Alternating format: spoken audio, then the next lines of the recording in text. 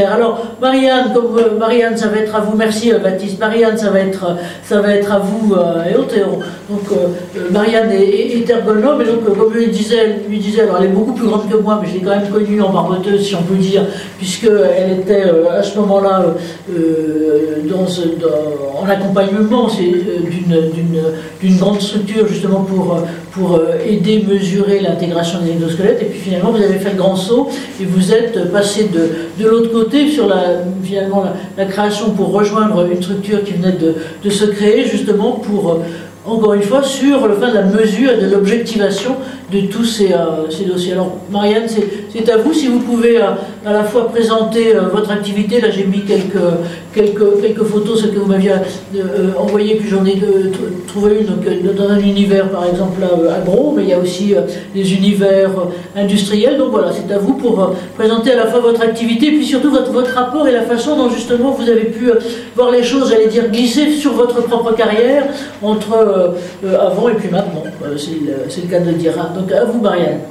Complètement, merci Anne-Marie.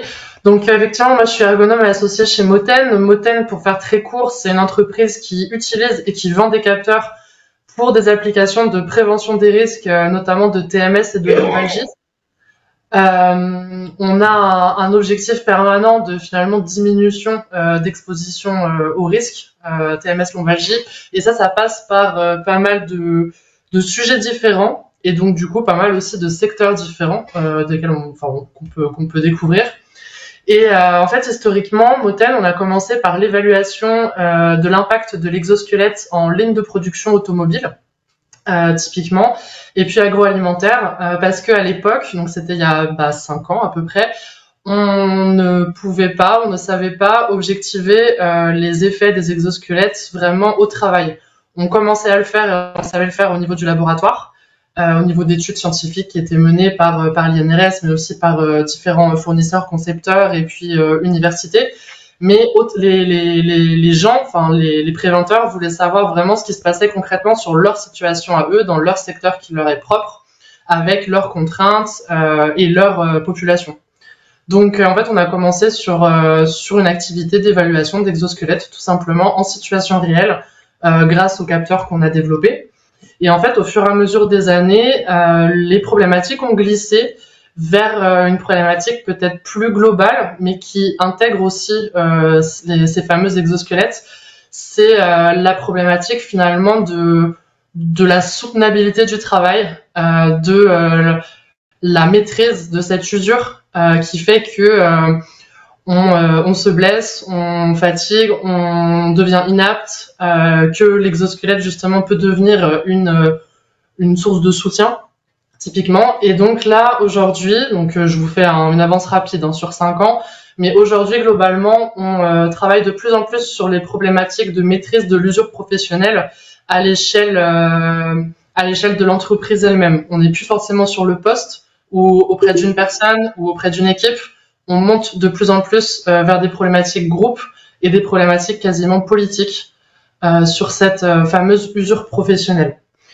Et là, c'est là où en fait c'est très intéressant, et ça rejoint pas mal de choses qu'a dit Baptiste, mais aussi pas mal de sujets qui tournent autour des exosquelettes. C'est comment la technologie peut aider à rendre ce travail plus soutenable, à maîtriser cette usure professionnelle-là, qui a posé beaucoup de questions là récemment en agriculture, si je prends l'exemple le plus récent, mais aussi au niveau de la retraite, au niveau de l'allongement du temps de travail, etc. Et en fait, c'est comment est-ce que la technologie peut participer finalement à la compréhension, mais aussi à la maîtrise de ce risque d'usure, finalement. Et donc, on s'est saisi de cette problématique-là, et on s'est vite rendu compte que la première difficulté pour les entreprises, c'est de définir ce que c'est l'usure professionnelle. Puisque du coup, de fait, l'usure, c'est un grand sac dans lequel on met plein de choses. Ça peut être une usure physique, une usure mentale, une usure sociale, ça peut être une usure de tout ce que vous souhaitez. Mais concrètement, qu'est-ce que c'est? Comment est-ce qu'on fait pour agir dessus? Donc là, nous, on accompagne les entreprises dans la définition d'un référentiel qui soit propre finalement à l'entreprise, à son histoire, à son activité, et qui permettent de faire en sorte que tout le monde au sein de l'entreprise parle de la même chose quand on parle d'usure professionnelle. Donc, on va pour ça s'appuyer sur des sources de données différentes, très variées, des données internes, RH, le DURP, enfin le document unique, des baromètres internes qui existent, des enquêtes, plein de choses. On va aussi prendre des données externes, typiquement Météo France, parce que l'usure varie en fonction du temps qu'il fait pour ceux qui travaillent dehors, typiquement. Je prends l'exemple le plus concret, mais on va aussi utiliser du coup des données issues pour le coup de nos capteurs, donc tout ce qui va être posture, vibration et effort, ce qui va permettre aussi de caractériser l'activité physique qui est demandée sur des catégories de métiers. Et en fait, on va agglomérer toutes ces données-là pour en faire ressortir des indicateurs qui permettront derrière à l'entreprise de surveiller, piloter, agir contre cette fameuse usure professionnelle-là. Et pour vous donner une idée, par exemple, on va établir ce qu'on appelle un indice d'usure, qui est finalement un score, si vous voulez, de l'usure auquel un salarié va être exposé en pratiquant ce métier-là spécifique et théorique. Et ensuite, on va mêler aussi des indicateurs individuels, par exemple des pathologies existantes, l'âge, le genre, ce genre de choses-là, pour pouvoir établir ce qu'on appelle un capital d'usure et dire, cette personne-là, elle a plus de risques d'être touchée par des conséquences de l'usure professionnelle qu'une autre personne. Typiquement, on réagit pas de la même façon quand on a 25 que quand on a 55 ans. Quand on est une femme et qu'on travaille bras en l'air, on réagit pas de la même façon que quand on est un homme. Enfin, toutes ces choses-là qui vont permettre aussi de définir différentes priorités, finalement. Et puis derrière, une fois qu'on a ces indicateurs-là, une fois qu'on a compris ce que c'était l'usure professionnelle, l'entreprise elle va piloter des démarches d'amélioration des situations. Et ces démarches-là, ça peut être de la formation, mais ça peut être aussi l'intégration d'exosquelettes, le développement de nouveaux outils, de nouveaux process, etc., etc.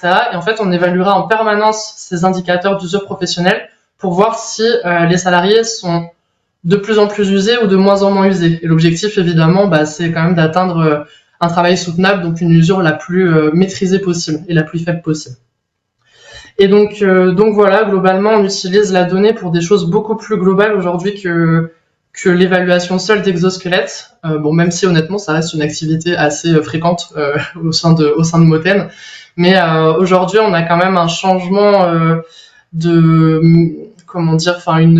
une montée en compétence des acteurs sur le sujet de l'exosquelette et de la donnée qui fait qu'on arrive sur des problématiques et des demandes beaucoup plus complexes et presque politiques pour certaines.